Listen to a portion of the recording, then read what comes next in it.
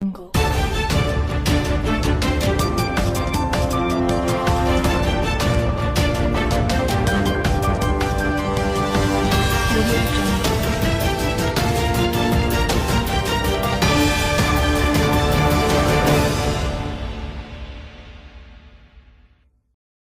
అందరికీ నమస్కారం అండి.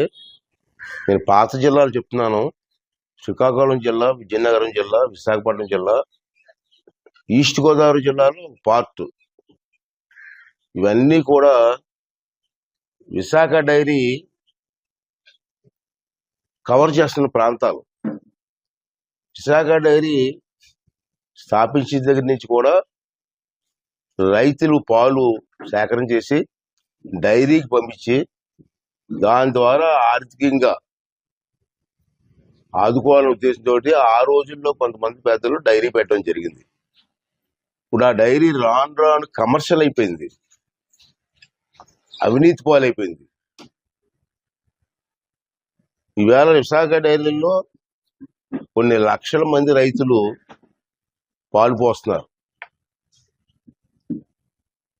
వాళ్ళ సంక్షేమం చూడకుండా వాళ్ళ సొంత సంక్షేమం కోసం ఇవాళ విశాఖ డైరీని రన్ చేస్తున్నారు. ఇవాళ చూశారు, ఈవేళ నేను విశాఖపట్నంలో ధర్నా జరిగింది, రైతుల ధర్నా. ఎక్కడ జరిగింది ఇది? విశాఖ డైరీ ముందు. ఎందుకు చేస్తున్నారు ధర్నా?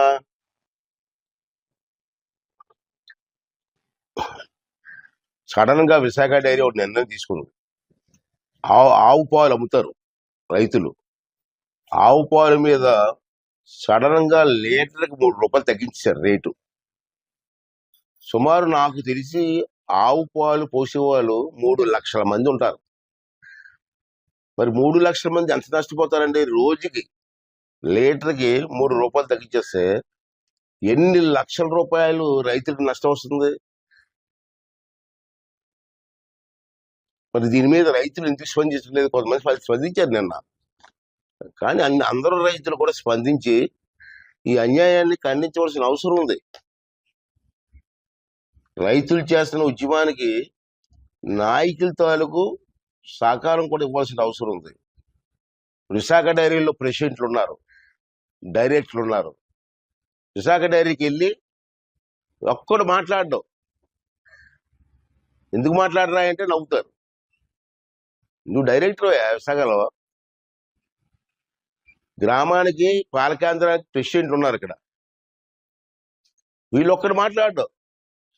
అరే మా రైతులకు నష్టం జరుగుతుందని ఎందుకు మాట్లాడారంటే వీళ్ళు డైరీకి మీటింగ్కి వెళ్తారు. అక్కడ చిన్న బంగారం మొక్క 2 స్వీట్లు పెట్టబోతే తినేసి వచ్చేస్తున్నారు. మాట్లాడరు కాదు, మాట్లాడి దమ్ము కూడా లేదు ప్రెసిడెంట్లకి. నా దగ్గరికి వచ్చిపోతే పెద్ద కప్పులు చెప్తూ ఉంటారు. రైతులకి ఇంతమంది 3 లక్షల మంది రైతులకి అన్యాయం జరుగుతుంటే ఎందుకు మాట్లాడరా? మీరు ఎందుకే ప్రెసిడెంట్లుగా రాజీనామా ఇచ్చి పోవడం అనేసి? ఎంత అవినీతి జరుగుతుందండి.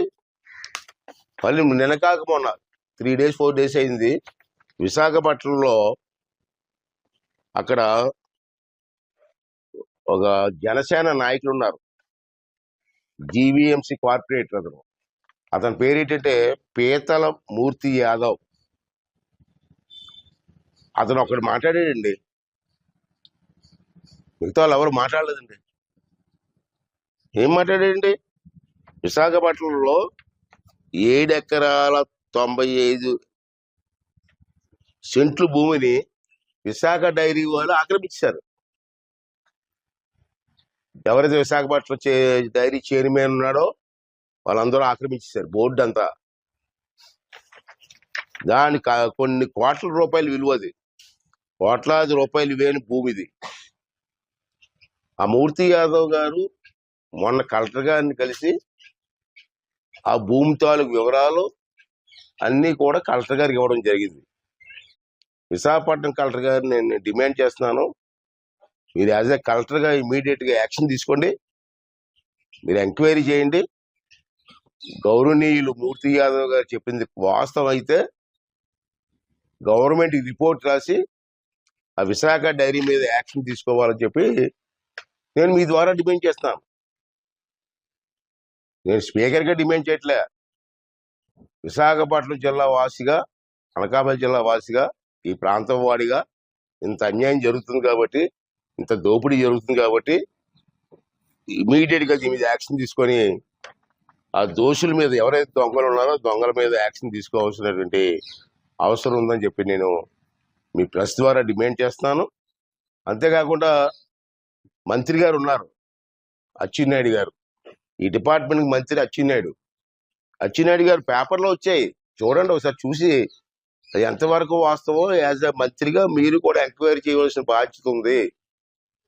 ఎందుకంటే ఒకరిద్దరు కాదు, నాకు తెలిసి 3 లక్షల మంది రైతులకు నష్టం జరుగుతుంది. అది మంత్రి గారు కూడా స్పందించి దీని మీద ఎంక్వైరీ చేసి ఆ యాజమాన్యం మీద, నిజమైతే యాజమాన్యం మీద యాక్షన్ తీసుకోవాలని చెప్పి నేను డిమాండ్ చేస్తాను. అంచేత రైతులందరినీ నేను రిక్వెస్ట్ చేస్తాను, ఇది పురాతనమైన డైరీ, మంచి డైరీ. ఆ డైరీ స్వార్థపరులు కొంతమంది పాడు చేస్తున్నారు. మీ డైరీని మీరే కాపాడుకోవాల్సిన అవసరం ఉంది. అంచేత రైతులందరూ కూడా తిరుగుబాటు చెయ్యండి, జరుగుతున్న అన్యాయం మీద గొంతెత్తి మాట్లాడండి. లోకల్ గా జిల్లాలో ఉన్న నాయకులందరూ కూడా రైతులకు అండగా నిలబడండి, రైతులకు న్యాయం జరిగేలా చూడాలని చెప్పి ఆల్ పార్టీస్, ఈ పార్టీ ఆ పార్టీ కాదు, అన్ని పార్టీ నాయకులు కూడా రైతుల కోసం పోరాటం చేయవలసిన అవసరం ఉంది. ఈ దుర్మార్గాన్ని అరికట్టవలసిన అవసరం ఉందని చెప్పి మీ ద్వారా రైతాంగాన్ని, పాల రైతులందరూ కూడా విజ్ఞప్తి చేస్తాను.